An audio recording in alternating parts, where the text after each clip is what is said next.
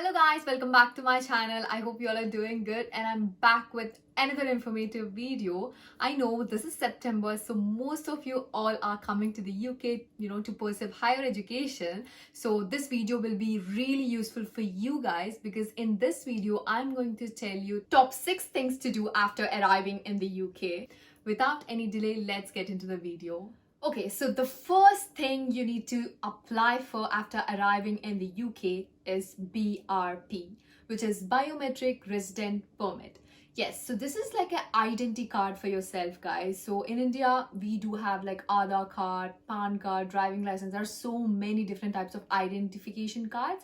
But after coming here, you don't have anything except your passport. So that's the reason you need to apply for a Biometric Resident Permit. So you need to do this within 10 days after arriving in the UK because wherever you go, they usually ask your BRP. It's really useful for you because, once you come here, you go to a lot of places, and then if anybody asks you, where are you from, or, what's your identification and everything, you can just give them that because on BRP, they will mention your name, your type of visa, how long you can work. For example, if you're coming on a student visa, it mentions 20 hours per week, which means you can work for 20 hours. If you are coming on employment visa, then they will mention the number of, the type of hours you can work. So yeah, these all are mentioned on a biometric resident permit, and also the validity, like your visa validity will be mentioned on it, so they will know how long you can stay in the UK. So these all will be mentioned on the BRP, so that's why you need BRP in the UK. Also, you cannot like carry your passport, wherever you go, guys, because if just in case if you lose your passport, then it's a huge task. You need to call embassy, you need to go there. It takes ages for you to get a passport, and that's a huge risk. So that's why I suggest you guys to apply BRP as soon as possible, because you can just carry it wherever you go and you can show this as your identification document. So this is a proof that you can stay here in the UK as a resident. So that is really essential. So also, if you lose it by any chance, then it is easy to reapply as well. So it's going to cost you some bucks, but then it's a fairly simple process than applying a new passport. So I suggest you guys to apply for a BRP as soon as you come here. So this is the first thing you need to do after arriving in the UK. And the second important thing to do is apply for a NI number.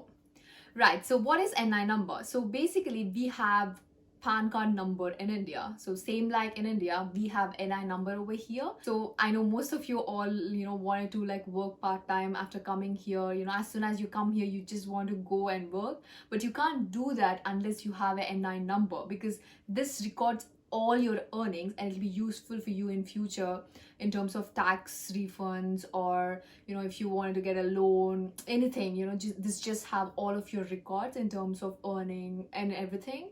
So that's why NI number is really important. So wherever you go to get employer, the first thing they ask is your NI number. So as soon as you come here, you cannot just go and find a job and then work without NI number, because if you want them to pay into your bank account, then they need your NI number. So that's why you need to apply for your NI number as soon as possible after coming here. And also, guys, let me just put this out there. It's going to be really hard to get an NI number, because I know most of you all are going to come in September. So there are lots of international students who are trying to apply for it. So usually there are no slots for it. So what's the process is, you need to I'm going to give the number over here. So you need to give them a call and then book an appointment. So once you book an appointment, you need to wait until the appointment day, and then you need to go there with all of your identification documents and then submit, and then they're going to send you the NI number to your home address. So it's fairly a huge process. So to get an appointment, it takes ages, sometimes maybe 2 to 3 months as well, if there are no slots at all. I went to Glasgow, which is nearby to Edinburgh, 1.5 hours nearby. So it depends, sometimes if you don't get a slot, you need to go to different places as well, because I applied it fairly late. So that's why I didn't get a slot early. But that's why you don't do the same mistake. Just apply it as soon as you're here, so you might get a chance of getting it first. So yeah, so basically you can call this number and then book an appointment, go to the appointment center, and then just give you all of your identification documents, and they'll send you an NI number to your home. So this is fairly the process. And one more important thing which I would like to tell you is please do not book your appointment through websites, guys. There are a lot of websites available to book NI slot, but don't do that because they charge you some money. I think £35 if I'm not wrong. Yeah, so they're going to charge you some money, I think, just because they're going to send a card, I guess, along with it, but that's not required. To book an appointment, it's free of cost through call. So it's better to give a call instead of, booking through website and wasting money, because I did the same. I didn't know that. I just went to the online, instead of calling, and then I just simply like entered all my details and then booked the slot, but I wasted £35. So don't do that, and just give a call to the number over here. You will be able to book a free appointment, and then you can get your NI number. So this is the very important thing to do if you want to start your part-time jobs early. And the third thing to do is get a SIM card. Yes, so you all know why we use SIM card. So as soon as you come here, you need telephone number for a lot of things, to open a bank account, or wherever you go, they usually ask your contact number for OTPs, so many things. So you need a contact number to contact your parents or so and so.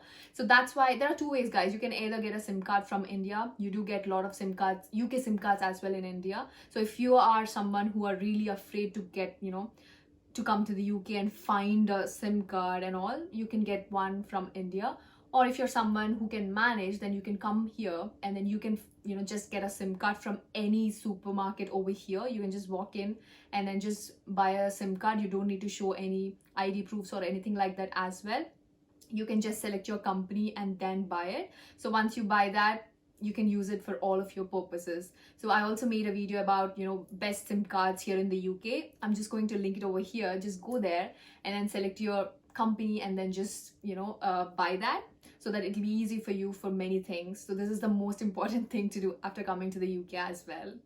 And the fourth important thing to do is registering with a GP. GP means general practitioner. It means a doctor basically. So you need to register with them. So how it works here in the UK is you need to register with a GP, and you can go near him during your stay here in the UK. So you can only choose one GP. You cannot just go into any other GP and then just go for a checkup. So if you're registered with one GP, you need to go there. So you need to register with them. So I know most of you all have paid immigration health surcharge while coming to the UK. I think it's around 60,000 or so. So for that, you're going to have free medical services here in the UK for your duration of your stay.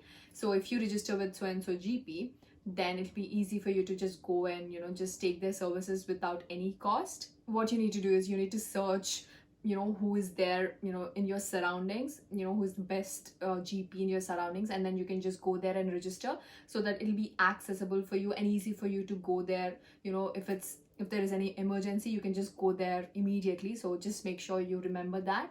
And I'm really going to ask you to do that as soon as you arrive in the UK, because registering is very important, guys. Because if you don't register and then meanwhile if something happens to you, then you cannot just go into any hospital and ask them to give it for free. They're going to charge you because you're not registered with them. So yeah, it happened to me, but then thankfully they didn't charge anything because it's a small incident. But then yeah, we never know what happens. So I seriously suggest you guys to register with GP as soon as you're here. And the fifth thing to do is get a transportation card, guys. Yes, so wherever you want to go, you need to take a bus, train, tram, or whatever. So you need to have a transportation card, guys. So in Edinburgh, so we do have Lothian. This is the only service we have here in the Edinburgh, but it's not same for other cities in the United Kingdom. So we do have a RIDA card for transportation, so we can use that for all the transportation methods here in Edinburgh. You can get that in a bus office, and you do get discounts for students and all. So you do have student discounts on that as well.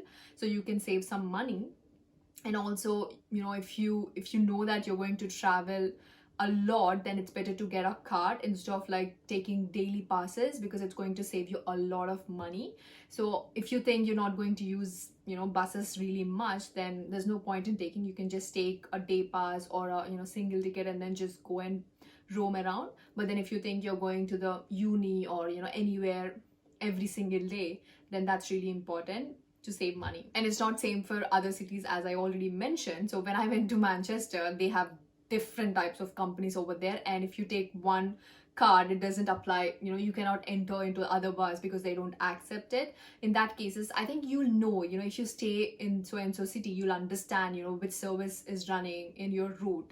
And then you can, once you get that, you can just take, that company bus card and everything, and that's how you'll be sorted. But I just want to let you know that if you take it for a month or so, you're going to get discounts. As you're a student, you're going to get student discounts as well. But if you're going to take day ticket or single ticket, you don't get discounts. So that's why I'm just letting you guys know to do that as well, to save some money. And you can recharge that anywhere, like you do have pay points and almost all the supermarkets over here, so you can just go to any pay point center and you can recharge it every month, so you don't need to go to the bus office every single month for that. And the final thing is open a bank account. Yes, it is really important, guys. There are so many reasons why you need to get a bank card. First thing is you need to, wherever you go, they might not accept cash. And wherever you go, they might not accept a Forex card as well. Even if they accept, Forex card have so many charges on it, so it's better to open a bank account. And also for your part-time job, they do ask your bank details to pay you money, so you need a UK bank account. For that, they usually ask your address proof, a letter from your university, because you're a student. So yeah, if you go to university and say that you're opening a bank account, they'll be able to provide that. There's no issues, they'll be able to provide that. And with these documents, you can just go into a bank and then submit all this like BRP and everything, and then they'll be able to open a bank account for you. And that's very important as well. So these are the few things that you need to do immediately after coming to the UK, guys. And I know most of you all might not know about all of these, so that's why I thought I'll just put everything into one video and let you guys know, so that as soon as you come here, you can just watch this video and do all of the things. So that's how you'll be all set to start your study abroad journey. And I really hope this video is really useful, guys, because I already made a similar video in my Telugu channel for my Telugu audience. So if you're someone who wants to watch this in Telugu, you can go and watch that. I'm going to link it over here as well, but this is for all of my English audience. So I think this video is really useful for upcoming international students, because I've done a lot of mistakes after coming here because I don't know what to do. But I hope you don't do that, and you just do all of these things so that you don't face any problems as soon as you come here. I know it's really tough to leave our family and come to the UK and start our new journey. I know that's a lot already. So as soon as you come here, if you'll be overwhelmed by all of these things if you don't know before. So that's why I thought I'll just put it out there so that you know what to do, so that you don't feel overwhelmed. I hope this video is really useful, guys. If yes, do not forget to like, share and subscribe to my channel, and I'll be back with more videos. Bye, guys.